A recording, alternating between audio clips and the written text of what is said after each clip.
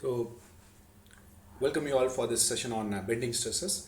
In this session, we are going to see about the topic on bending stresses. What are the formulas which are very important on bending stresses?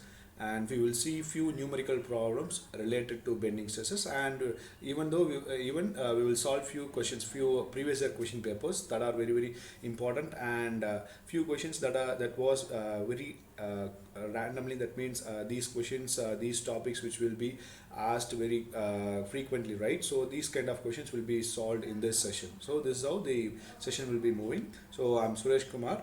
I'm handling mechanics of material course in Unacademy app, right? So this is my special class on YouTube. If you like this video, please like. If you like it very much, please share to your friends so that it will be useful for everyone. And also please comment your comment in the comment box. That means if you are having any idea or for the improvement of the class, or else if you are having any doubts, please comment in the comment box so that I can explain you later in the comment box itself, right? So I'm Suresh Kumar. I'm having a 5 years of teaching experience on handling theory of machines, mechanics of materials, and machine design courses. And also I'm having a 3 years of experience on new product development and quality engineering. Have published three Indian patents on automobile components. This is my simple introduction. So we will directly move to our session, right? Right. So here in this session, the first and foremost thing about bending stresses is, before entering into our topic, we must know what are the assumptions which was made in order to do this bending stress equations, right? So because without the basic understanding about the fundamentals, right, we cannot solve the problems, right? So if you are lag in fundamentals, surely you cannot answer difficult questions. That means if you don't know about the fundamentals, you just remember the equation, if you just mug up the equation, and if you went to the examination, then the questions will be like a reasoning based question, then you cannot answer those questions because it will be a bit difficult to answer those questions, right? So for the better understanding, to know about the fundamentals, so that I have added a few topics which are very important here, right? So that topics are, first topic is your assumptions, right? So assumptions is one important thing you must yeah you must know about. Yes, yes, assumptions is one thing you must know before entering into the topics. So what are the assumptions? It is very simple, right? I have taken these points very understandable, right? Very simple one. So before entering it, the shear force at the cross section is zero. So this is the one basic assumption which was taken in the bending stress equations. That means your in the bending stress, your shear force will be zero. Okay, there will not be any kind of a shear force acting on the point, right, and your cross section, right? Next things, normal stress due to bending is only produced. That means if you are having a beam where a load which is acting in the lateral direction, it will be converted into a normal stress, right? It will be converted into a normal stresses, and those normal stresses will be created due to the bending load only, right? There is no kind of a longitudinal stress acting on that bodies, okay, right? Next thing, beams are initially straight. That means initially the assumed that the beams are straight, there is no deviation in the beam cross section, right? So there is no deviation in the cross section, so the beams are initially assumed as a straight one, okay, right? Next one is, material is homogeneous and isotropic, right? If you follow my regular classes, I will use these two terms. That means homogeneous, isotropic. These two terms are very important, right? So why these two things are very important? With again another two terminologies is linear and elastic, right? So that means if you are having a material which follows the Hooke's law, that means your stress is directly proportional to strain within elastic limit, right?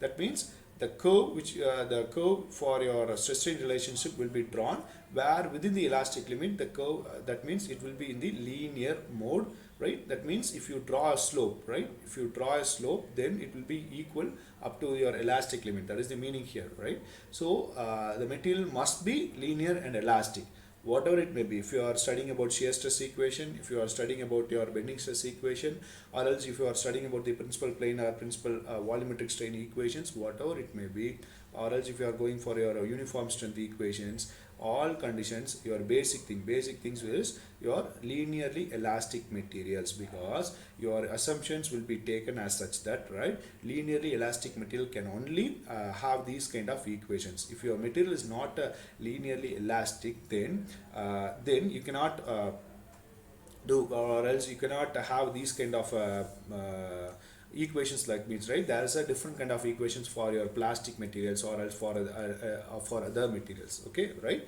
good. Next, homogeneous and isotropic, right. Coming to back here, homogeneous and isotropic. What is mean by homogeneous and isotropic means, right. So if a material is homogeneous means the mechanical property will be same in a particular direction, then it is called as a homogeneous material, right. If you take a rectangular bar, right, if you take a rectangular bar, sorry, right, I'm going to measure the mechanical property, like hardness, right, mechanical property hardness, right. I'm going to measure like this, okay, in a particular direction, in the x direction, then the mechanical property is same, then it is called as a homogeneous material. Or else, right, now I'm going to measure in this direction, in the y direction, okay. If the mechanical property is same, then it is also called as a homogeneous material. Likewise, I can do it for the z direction also, right. Or else I can do like in a diagonal way, whatever it may be, right, whatever it may be. It cannot be assumed that it should be taken in the three mutually perpendicular planes, right. It can be taken in any direction, in 360 direction you can take it, right. But in a particular direction the property must be same. That is called as a homogeneous material. Coming to the isotropic material, what is meant by isotropic material means, right, if the mechanical property of a material which is same in all 360 degrees, right, if your mechanical property is same in all 360 degrees, then it is called as a isotropic material, right. We are having a remaining two materials, that is orthotropic and anisotropic, right. What is meant by an orthotropic? Okay, you are having another kind called orthotropic, right. So orthotropic means, right, your property will be same in three mutually perpendicular directions, right. Three mutually perpendicular directions. That means if you take the value in the x direction, the property will be same. If you take the value in y direction, the property will be same. Or else if you take in z direction, the property will be same. So the property will be same in three directions, right. Okay, right. So in three mutually perpendicular directions, the property will be same. That means your mechanical property will be same. Like that. Next one is anisotropic, right. It is different. Anisotropic means your mechanical properties, right, whatever it may be, your mechanical property will be different in all 360 degrees, then it is called as a anisotropic material. Okay, so this is the basic thing, right. Just for understanding, I have given you the explanation. So coming back here, which means uniform composition and mechanical property is same in all directions. That is the meaning for homogeneous and isotropic. Okay, right. Now coming back here, next assumption is Young's modulus is same in tension and compression. So this is the another important part, right, because if you take a material, right, a bar which is taken, and there is a tensile load which was applied in this bar, tensile load applied in this bar. Now if you take a value of your yield value, yield in tensile, right, yield in compression, right. Initially the yield in tensile will be a value of A, and your yield in compression will be a value of B, right. Let us assume like this, right. Now the bar or your material where a tensile load is applied in this material and it crosses your elastic limit, then the yield in tensile will be increased, right. It will be increased because due to this tensile load there will be some sort of a strain hardening which will be occurred, and due to that strain hardening the yield point in tensile will be increased in compensation of, right, decrease in your compression. Okay, right, decrease in compression. So this is the main part here, right? So if you have an increase in tensile yield in tensile, you'll have a decrease in yield in compression, right? So basic theory, basic life theory, that means, right, no point or no energy can be created or destroyed, right? Whatever it may be, whatever form it may be, it must be come from an it must be taken from one form to another form. There is no possibility of creation or a destroying, right? Right, it will be in another form. That is the mean here, right? Likewise, you cannot create a component where your tensile stress is from 100 newton per mm square to 150 newton per mm square. Suddenly you cannot create it like that, right? If you are having like that, then surely the material will lose some property in somewhere, right? But in few conditions you will not recognize those things, but few conditions we can recognize it. This is one such kind. That means if you have an increase in tensile, you will have a decrease in compression. That means your yield in compression will be decreased, so the material will quickly fail in compression. So that is the point which you have given here. So the Young's modulus is same in tension and compression, right? So if you need to take the take a material, and the material should have a equal in tension and compression, okay, right? And next one is, right, sections are symmetrical about plane of bending. Sections are symmetrical about plane of bending, okay, right? So if this is the condition, right, and your if you take a section of a square section or a circular section or your a C section, whatever it may be, the sections must be symmetrical about the plane of bending, okay? That is the key part, right? So I'm giving you an example, right? Take a C section like this, right? Okay, so the plane of bending must be here. The plane of bending must be here, right? So then only it will be in a symmetrical form, right? If you take a C section like this, and if you draw a plane of bending, then it will not be in a symmetrical form. So it is not at all possible. So you should not use this bending equation for these kind of problems, right? Because it will not adhere this bending equation, okay, right? So the sections should be symmetrical about the plane of bending, okay, right? Now next, sections which are plane before bending remain plane after bending, okay, right? That means the sections which are plane before bending remains after bending. Means if you take a C section, then, right, even after bending it will be taken as a C section. It will not convert into some sort of a form, okay, right? So now I have given you the assumptions. Why I have given these assumptions and why I have spent around 10 minutes of time to explaining this is, right, in a few previous year question papers, there is a question which was asked from this assumptions, so that if you understand the fundamentals, then only you can answer quickly, right? Because these kind of competitive exams like GATE or a TANSET or your TNPSC or UPSC, these kind of competitive exams, time is very very important, right? So if you are having a time of 10 seconds, you can answer a one question, right? You can ask me that how to answer a question within 10 seconds. I will show you how to answer it in this session itself, right? We are having a few questions. By solving those questions, you can you need just 10 seconds to solve those questions. And please note it down, those questions are asked in the previous question papers, right? I have taken from the previous questions only, so please concentrate it, right? So I'm not joking, right? You can solve the problems within 10 seconds if you have a fundamental knowledge, if you are strong in fundamental, okay, right? If you follow my approach, you can easily solve it within 10 or 20 seconds, right? I'm not saying that you can answer all 65 questions in 10 seconds, right? I'm saying you that, right, very simple approach to do your math, right? If you're having a 65 questions in GATE, surely you will have a 20 to 30 questions that will be solved within a 1 minute. That means 60 seconds. It takes just 60 seconds to read the question, to solve the question, to pick the right answer, and to go to the next question, right? All this time will be compressed, all this time is taken into account in this 60 seconds, right? All other things you're taking into your online calculator, that means your virtual calculator, time taken for calculation, everything is accumulated in this 60 seconds. You need just 60 seconds to do it. And also I'm saying you that even for skipping it, right, even for skipping it, you can have this time, Okay, right? So what I'm trying to say is we are having a 65 seconds, 65 questions, right? So spend 1 minute for each question. Initially, if you can read the question in the platform, right? Spend 1 minute for reading the for each question. That means you are spending 65 minutes for 65 questions, right?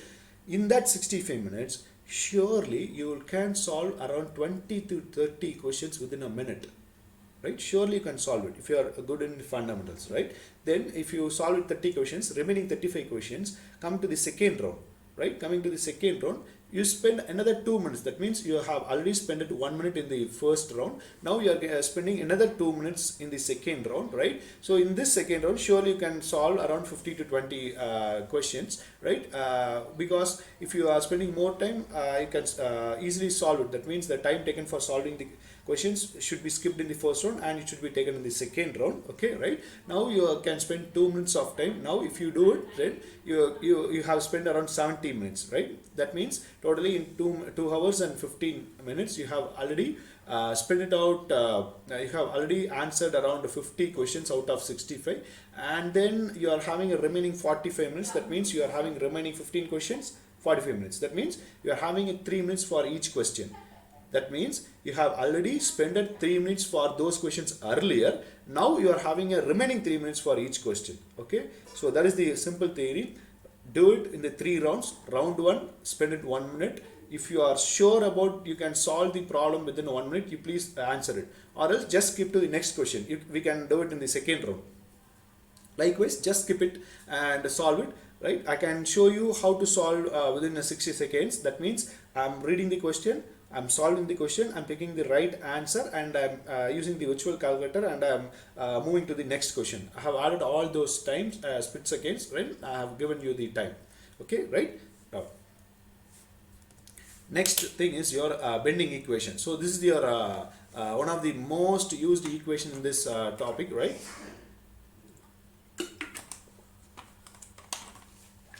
Right? Here you see I will solve around 30 questions in this session. So out of 30 questions, I will not use any equations from the outside, right? I will use only this equation.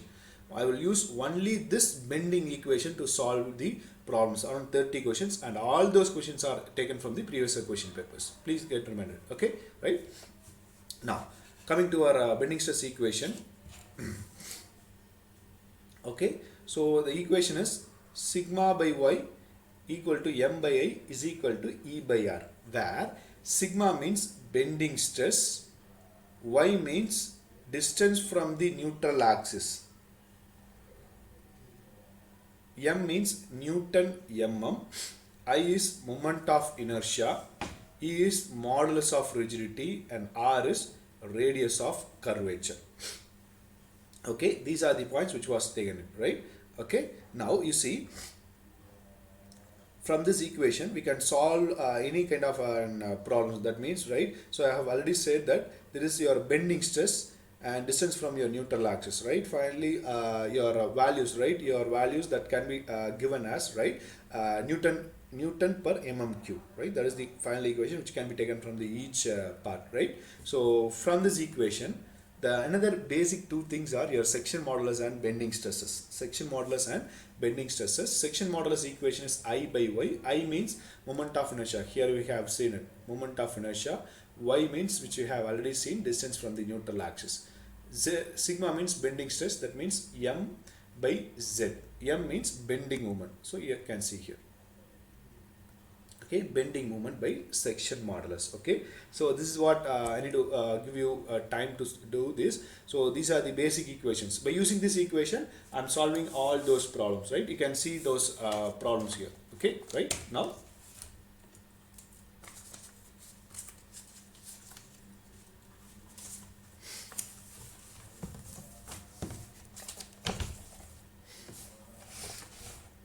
So first question is, right, a 1 meter into 10 mm into 10 mm cantilever beam. So I'm using a cantilever beam. Here the cantilever beam which was given it, right? So it is 1 meter into 1 meter into 1 meter into 10 mm into 10 mm cantilever beam subjected to a uniformly distributed load, right? Subjected to a uniformly distributed load per unit length, right? Per unit length as shown in figure. So the normal stresses due to the bending at P. So you need to find the normal stress at the P point, okay, right? Very simple one, okay, right? Very simple one. Stress is equal to bending moment by section modulus, okay. That is the equation to find the stress, where your bending moment, right? Here, in order to find the bending moment equation, that means, right, for a UDL load and UDL load, find out the bending moment, and in order to find the section modulus, the formula is I by Y, right? So here the distance length is 1 meters and beam is a square cross section. That means 10 into 10. So that is the cross section, okay, right? Now coming back to the next one, right?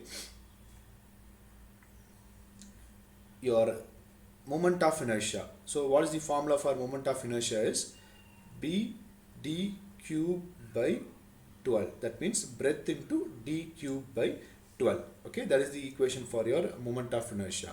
Y means the distance.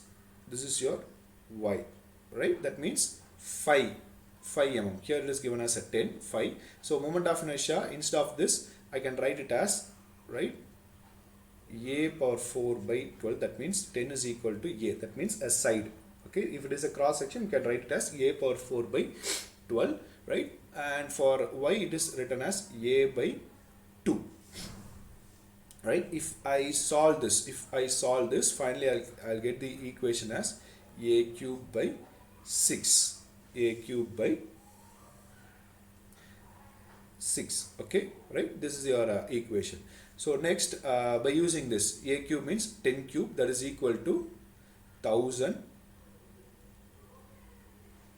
divided by 6, 1000 divided by 6, right? Now for a cantilever beam, your UDL load that can be calculated. That means your load into distance, okay, load into distance square by 2, okay. So if I substitute those values, for your bending moment equation, then you can easily find out the final answer, that is 300 megapascal or Newton per mm square, right? You can write it as a Newton per mm square, okay, right? Good. Coming to the next one, your simply supported beam, okay. So second question, right? In this second question, a simply supported beam, width of 100 mm, height of 200 mm. So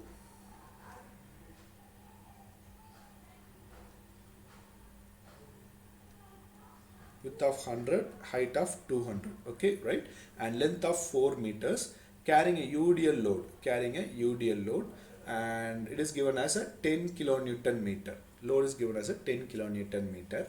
Now the value is maximum bending stress in the beam. So you need to find the maximum bending stress in the beam corrected to 1 decimal places. So you see, this question is asked in 2016, it is asked in 18. Both are very same question, right? So same equation, sigma is equal to bending moment by section modulus, where in order to find the simply supported beam, the bending moment, the equation that can be written as, right, load in PL by 4, right, divided by section modulus, equation is PD cube by 12 divided by Y. That means it is written as, yes, 200. That means depth by 2, okay, right? So if this is the case, substitute all those values. That means 10 into 10 power 3 into 4 divided by 4 into depth is 200 by 2 total divided by, right, divided by BD cube. That means breadth into depth cube. Okay, this is your common, right? So if this is the case, then, right, 4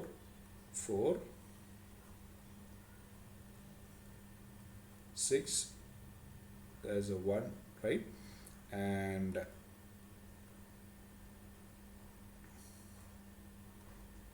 so finally you will get an equation such that as 600 divided by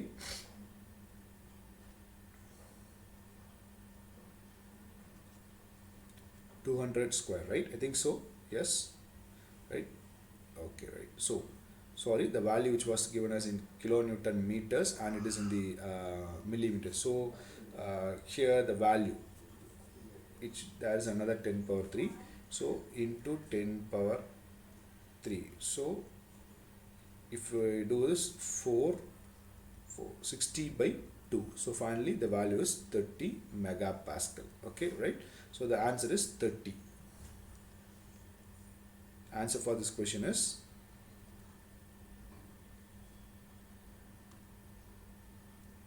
30 megapascal or 30 Newton per mm square. That means 1 megapascal is equal to 1 Newton per mm square. Okay, right? Have you got it? Yes, right. Coming to the next question. Okay, so this is one such interesting question, right? So a cantilever beam has a square cross section 10 to 10. Okay, right? It carries a transverse load of 10 Newton. Okay, right? Next, considering only bottom fibers of the beam. So in this beam, you need to consider only the bottom fibers. Okay, this is your bottom fibers. Correct representation of a longitudinal variation of bending stress. So what is your correct representation? Okay, all right. So now coming to the point. So in order to find the bending stress, sigma is equal to bending moment by section modulus. So I'm using the same equation. Please note it down. I'm using the simple equation, and you see the questions which was asked in the gate, right? I have taken the questions from the gate. Okay, right? So here, which is equal to bending moment is equal to load into eccentricity by I y. So that is equal to load applied is 10 Newton into eccentricity is your 1 meters, right? Or else you can substitute in millimeters. Y is your distance from the neutral axis, so it is given as a 10 total depth. So you should write it as 10 divided by 2, that is 5, right? Okay, so I can write it as a 10 divided by 2 so that it will be easy to calculate it. Okay, right? Even you can do in the examinations if you are doing in the manually, so it will be very much for you if you calculate like this, right? This BD cube by 12, where BD cube by 12, where breadth is 10 mm, depth is mm, divide by 12, you can write it here. Okay, now you see here 10, 10, 10 power 3, 10 power 3,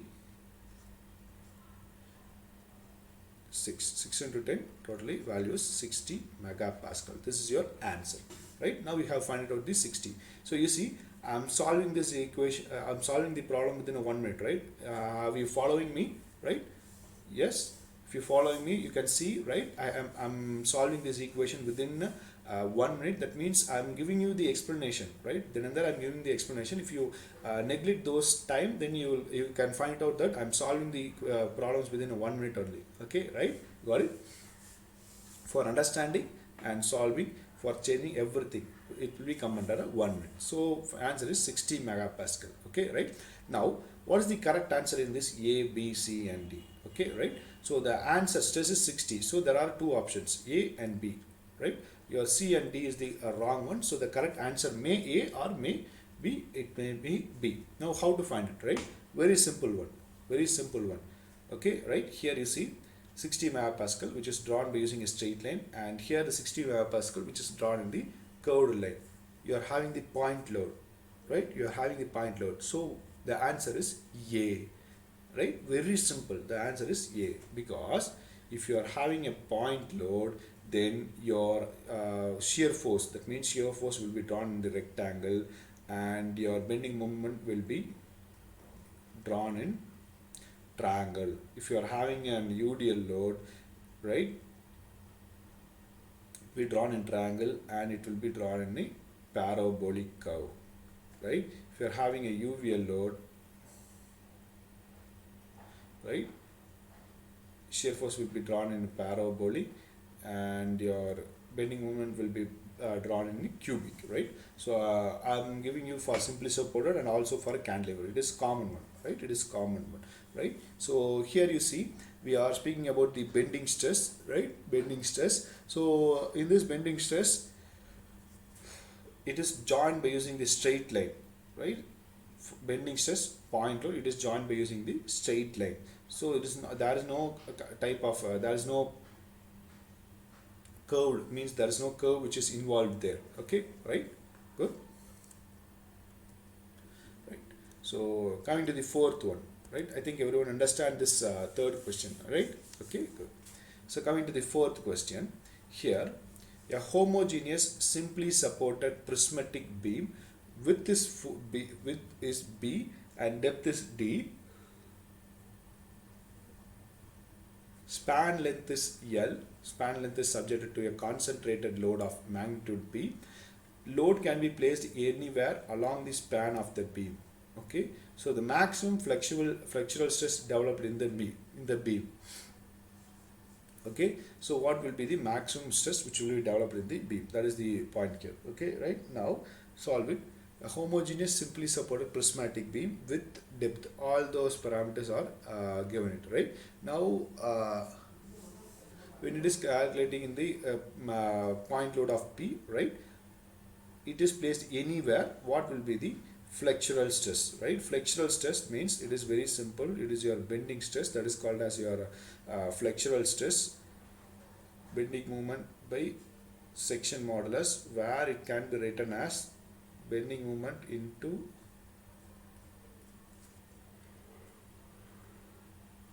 right. If it is a simply supported beam,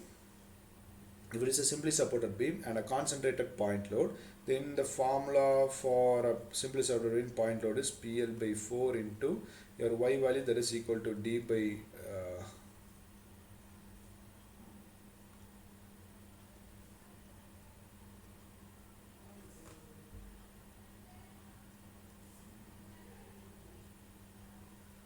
D by 2 totally divided by I, that means BD cube by 12.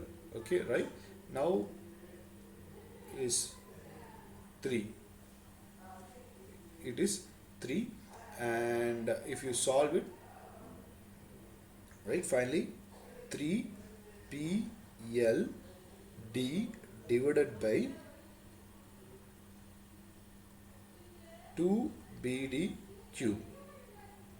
2 BD cube. So here the D and D cancel, it is square.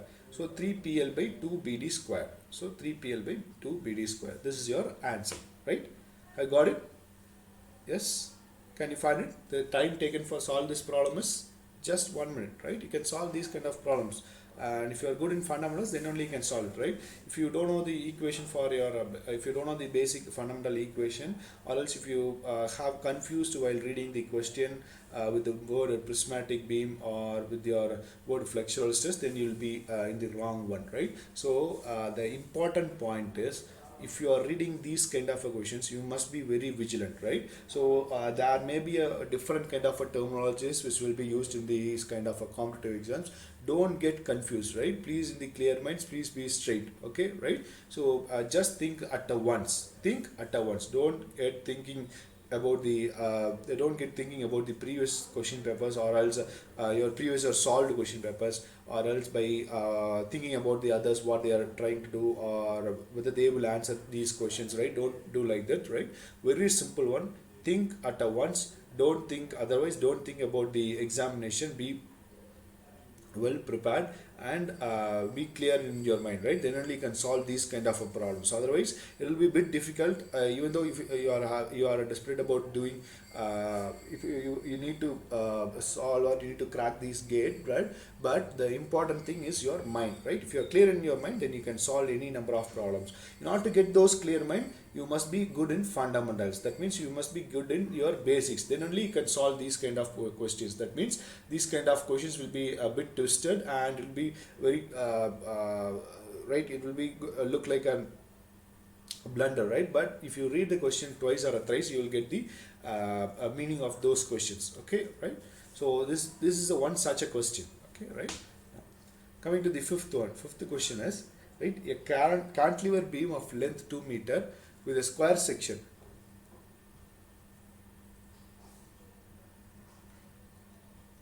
A cantilever beam of a 2 meter with a square section, side is 0.1 meters. Okay, right? Very simple one. So it is given as, side is given as 0.1 into side 0.1, loaded vertically at the free end. So the vertical displacement at the free end is 5 mm. That means y is 5 mm. Your deflection. That is what it is. That is what the meaning. That means the displacement at the free end is 5 mm. Okay, right? Then the beam is made of a steel with the Young's modulus is also given as 2 into 10 power 5, 10 power 11 Newton per meter square. If you are converting into Newton per mm square, then it is converted as 0.2 into 10 power 5 Newton per mm square. Okay, right? Now the maximum bending stress at the fixed end. Very simple one.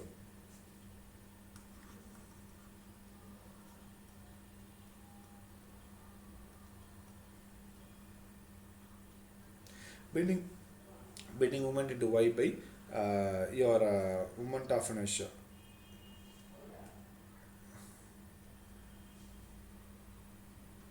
Moment of inertia, where bending moment for a cantilever beam having a loaded, that means free end, right?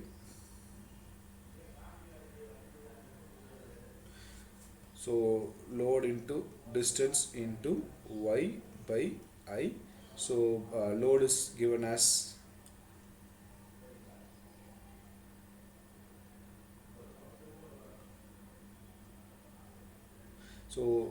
the next one, the important point is here the load which is not given directly, right? The length of the beam is given, square cross section is given, vertical at the free end. So vertical displacement at the free end is given. That means your deflection is given as 5 mm. And the beam of a steel, right? It is made of steel. Steel is given, right? So you need to find at the fixed end. So very simple one.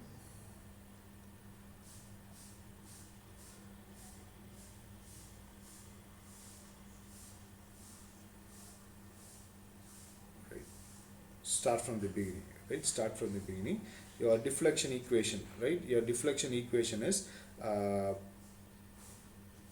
PLQ by 3EI, right? So here the deflection is given as 5 mm, where 5 mm. So I am converting into meters, that is equal to 10 power minus 3, right? 10 power minus 3. So if I solve this, right? If I need to solve this, the bending stress, that means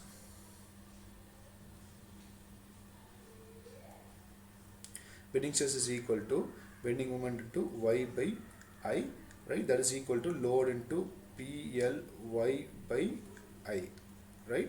So here you can see that, right? Your sigma max,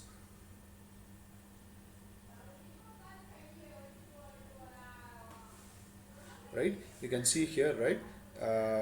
Instead of this value PL y by I, right? I can substitute the values of your deflection, right?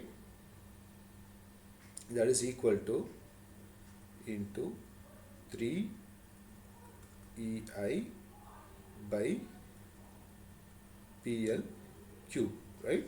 By PL cube. So if I substitute these values, then finally you can get it as 3 PP cancel, right? is square I, so it is 3 E y by L square, right? You can get like this, right? So where how to do this value is, right, instead of this deflection, right, we are you are having the deflection equation, okay, that is equal to by using your bending equation, right, by using this bending equation, and you can do this.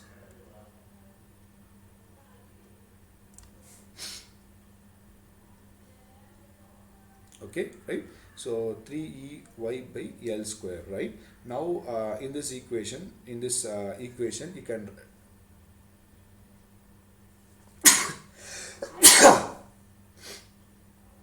can substitute the values as 3 into young smallest is given as 2 into 10 power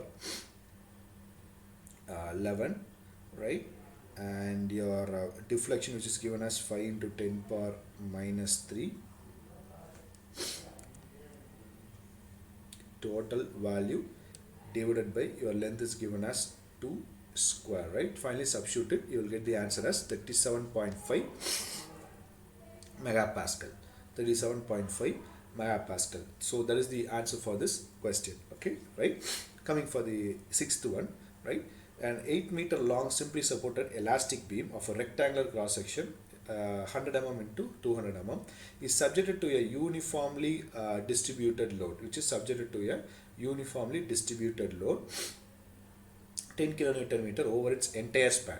So the maximum principal stress up to two decimal places at a point located at the extreme compression edge of the cross section at a 2 meter from the support. That means you need to find the maximum stress, principal stress at the point where 2 meters from the support, right? 2 meters from the support. So that is the question here, right? Now in order to solve it, right, very simple one.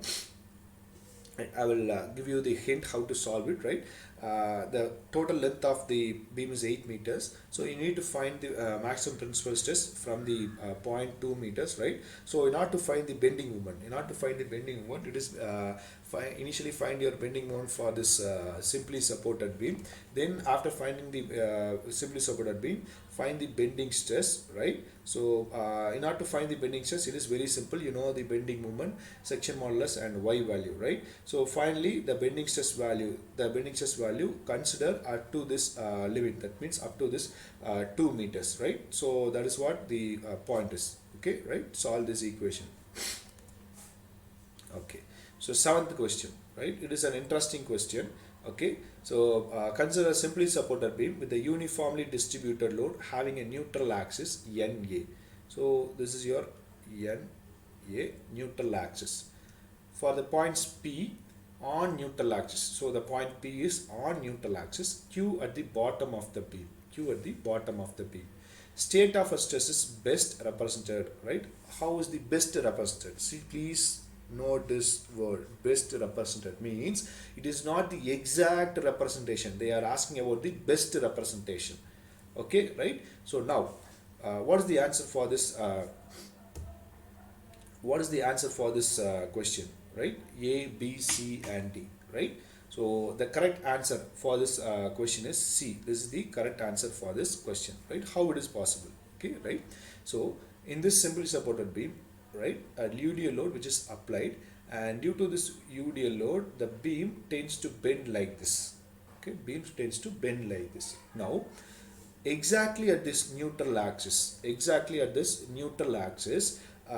bending stress will be 0. Whatever the may be exactly at the neutral axis, the stress at neutral axis sigma b, which is be equal to 0. Okay, right? That means it is converted into a tensile or compression, right? If you take a beam like this, right, this will be your NA, right? This is your compression and tensile, right? So this is the top edge and bottom edge exactly at the neutral axis. Okay, right? So exactly at the neutral axis your stress will be 0, and at the bottom point Q you will have a tensile. That means it tends to expand it. At the Q point it tends to expand it. You will have a tensile load, right? This is the point. P is 0, Q is tensile. Now coming to the four options, out of these four you take the Q first. Q, here it is represented as compression, tensile and shear. So the correct option is either B or C. Based on the Q, either B or C. Coming to the your P point, where I said your value at NA, there will not be any kind of a bending stress, it will be 0. That means no longitudinal, your bending stress will also be always converted into a normal stress, then it is calculated, right? That is the point we have already seen, right? So out of if that is the condition, then the B point it is given as there is a compressor load which is acting in the y direction, so it is not at all possible, right? Here, so it is not the correct answer. So here at the C point it is given as there is a stress which is acting at the P point. So now you can ask me that it is not at all possible. It is not at all possible because, right? So at shear point there is no normal stress, there is no bending stress, but there may be a shear stress. It cannot be illustrated here, right? So there may be a possible. So the correct answer is C, right? Correct answer is C. It is not a B, right? It is not a A or it is not a D, because for a B here compressive in y direction is given, it is not possible, and here yeah, compressive stress on Q is given, and here you will get compressive stress on P point, right? So these options are neglected due to this reason. So the only option, best option is C, because the shear stress which is not represented here, we are not speaking about it. So there may be a chance of presence of a shear stress, right? But there is no concept called a compressive stress like this or like this, right? Or in a Q there is not a compressive stress. So the best option is C. So that is what I said you, what is the best option, right? Okay, good. Now coming to the next one, two beams, one having a square cross section and another is a circular cross section, subjected to a same amount of bending moment, and cross section areas as well as the material of both beams are same, right? So it is given as, right, your two beams, one having a square cross section, another one is a circular cross section. One is a square cross section, another one is a circular cross section, subjected to a same amount of bending moment. So bending moment of 1 is equal to bending moment of 2, right? And cross section area as well as material of both beams are same. That means your area 1 is equal to area 2, and material means your Young's modulus or material properties will be same. So what will be happen is, right, maximum bending stress developed in the both beams is same. Yeah, circular beam experience more bending stress than a square one. Square beam experience more bending stress than a circular one. And material in same, both beams will experience same deformation. Material is same both the beams, as the material is same, both the beams will experience same deformation. So the correct answer is B. That means circular beam experience more bending stress than your square one, because if you calculate it, the section modulus of the square cross section is good, means the section modulus of square cross section is more compared to your circular one for a same cross section area. So I can write it here, right? So circular is less than square, which is less than rectangle, which is less than T section, which is less than I section. Okay, right? So this is how you can write it at. So first minimum one is circular, square, rectangle, T and I. You can write it as instead of this T, you can write it as a C section, right? Based on the position you are fixing, you can calculate those values. Okay, right? So a beam, so why I'm directly saying like this means, if you having any confusion about this, please solve it, right? You can solve the problems, right, by considering taking the cross section area of taking the cross section area of around 100 mm square and solve it, right? If you are having a cross section area, you can find out the diameter. If you know the diameter, you find the section modulus, right? You find the section modulus. Likewise, if you are having the cross section area, you can find out the square one, right? So I can solve here, right? So area is equal to 100 mm square. So in order to find the diameter, it is very simple. That means a square root of 4 by 5 into 100. Do it, you can find the diameter. Then same thing for a that is equal to square root of 100. Square root of 100. Okay, right? So if you do it, you will have the values. That means it will be equal to 10, and it is approximately it is equal to greater than 10. That means your cross section is your value is more, right? Your side value is more. Now if you substitute it in the section modulus, right? Substitute in the section modulus, you will have greater section modulus for your square cross section comparing to your circular one. So that is what I am trying to say. Okay, right? So coming to the next one, 9. A beam with the cross section given below is subjected to a positive bending moment. Subjected to a positive bending moment, causing compression on top. Positive bending moment means what we are saying. This is your sagging, right? Concavity, convexity, right? Concavity and convexity, right? So positive bending moment means sagging. So if that is the condition, your top layer will have a compression and bottom layer will have a tensile. Okay, right?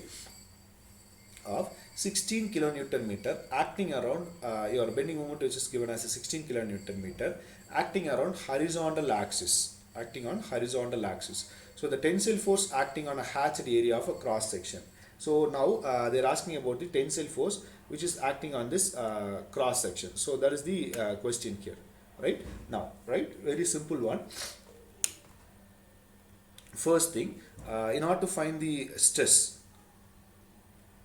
is equal to bending moment into y by I. So that is equal to bending moment. So the beam which is given, right? The bending moment directly given as 60 into 10 power 3. I have substituted in Newton meters, and y value, your y value which is taken as, right, 75. Yes. That means total width is divided by 2 divided by your cross section is BD cube. That means breadth is 100, depth is 150 cube divided by 12. So this value, finally this value is 42.67 Newton per mm square, right? Calculate. Finally you will get it. Now what is the point is, for 75, 42.67 Newton per mm square bending stress is created for a depth of 75. From here, from this neutral axis, this total depth is 75. For the depth of 75, the stress is 42.67. Now, for the depth of 25 mm, what is the value of stress? Okay, right? Very simple, right? If you solve it, you can get the answer. 14.22, right? Or approximately 14.22. So x is equal to 14.22 Newton per mm square for the depth of 25 mm here. Okay, right? So coming to the 10th question, right here, the first moment area about axis of bending, which is taken as section modulus, right? That is the correct answer here. First moment of area is your section modulus, which determines the which is the important factor in your bending stress equation, right? Your section modulus, which determines your bending stresses, right? Okay, right? So coming to the 11th one, consider a beam with a circular cross section of diameter d, ratio of second moment area about the neutral axis to the section modulus, right? Ratio of second moment of area about the neutral axis to the section modulus of area, right? Very simple one, right? Ratio of section moment of inertia about neutral axis to section modulus. That means you need to calculate the value of y, right? Calculate value of y. because z is equal to I by y, right? Speaking about I by z, okay, I by z for a circular cross section, right? So very simple one.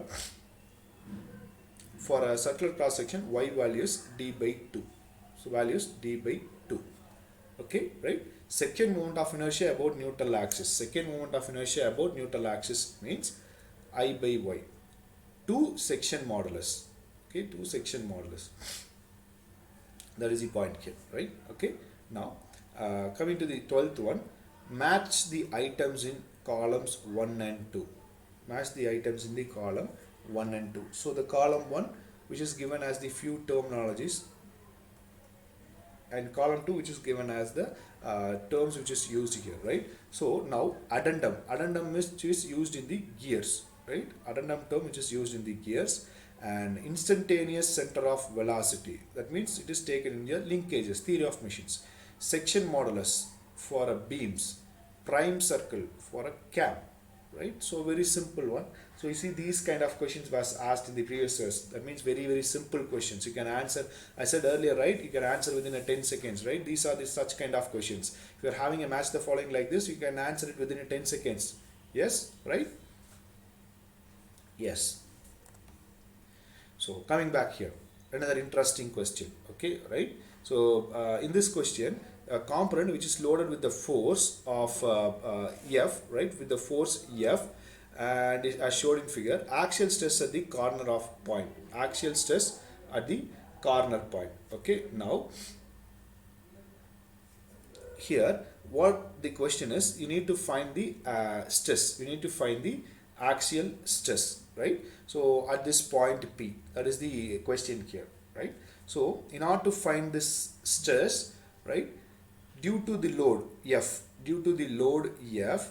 the total beam will tends to have a total stress that is equal to, due to the load F, at this point P, you will have a direct compressive stress, right? Direct compressive stress, and the load which have an eccentricity, you will have a bending tensile stress at this point. So minus sigma d plus sigma p.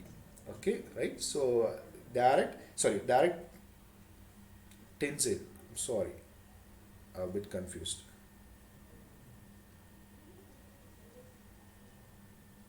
Direct tensile and direct bending, right? So for the direct tensile stress, load by area is the formula. For a bending stress, bending moment by section modulus into y. So I can write it here. Now here F by area, which is given as 2b into 2b, that means area is taken as a 4b square plus bending moment, that means load into distance, right? So F into L minus B, F into L minus B into y value. Y value means this cross section 2b by 2, right? 2b by 2 divided by I means BD cube by 12. So breadth into cube by 12, where if it is an square cross section, I can write it as 2b power 4 by 12. 2b power 4 by 12, right? So now here 2 cancel it. So it is a cube, right? So I can write it as F divided by 4b square plus F L minus B into B divided by 2 cube is 8 B cube by 12. 8 V cube divided by 12, right? So this is your equation. Now I can solve it further, right? F by 4b square plus F B L minus F B square by I can do it as divided by 2, it is 4 and 6. That means 2 by 3. Yes, 2 by 3. I can erase it, do it as simple as possible, right? 3, so that means f into 3l minus 3b square, or else just 3b, divided by 2b cube, right? 2b cube. So this b should not be there. Yes.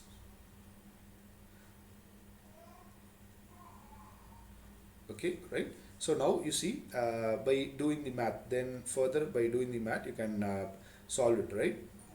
3l minus 2b, right? It is 2b by 2b cube. So that is the answer for this question. If you solve all those things, finally you will get the answer f 3l minus 2b by 4b cube. Just try it out, right? Finally you will get this answer. Finally you'll get this answer, right?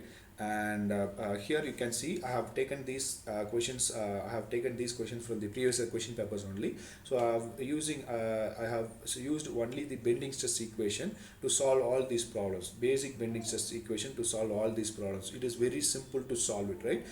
If you get practice, if you know the fundamental, then you can solve any kind of a problem, any problems in this bending stress, right? If you have any doubts, please come to the comment box so that I will answer your queries, or else if you are using the Unacademy app, come to the Unacademy app, watch the special classes so that we will solve many problems in the special classes in the Unacademy app, right? If you like the video, press the like button and share to your friends, right? Thank you for watching.